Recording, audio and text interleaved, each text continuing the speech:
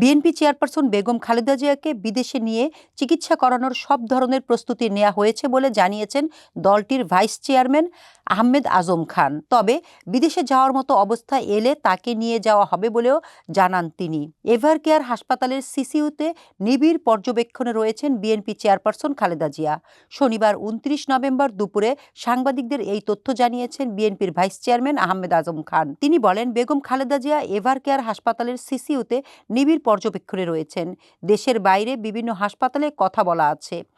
Air ambulance প্রস্তুত রয়েছে। বিদেশে যাওয়ার মতো অবস্থা এলে তাকে নিয়ে যাওয়া হবে। নানান রোগে আক্রান্ত প্রায় ৮০ বছর বয়সী খালেদা জিয়া ২৩ নভেম্বর ফুসফুসে সংক্রমণ এবং হৃদযন্ত্রের সমস্যা নিয়ে আবারও হাসপাতালে ভর্তি হন। বর্তমানে মেডিকেল বোর্ডের তত্ত্বাবধানে সিসিইউতে দেশি বিদেশি বিশেষজ্ঞ চিকিৎসকদের ধারাবাহিক নিবিড় পর্যবেক্ষণে তার চিকিৎসা চলছে।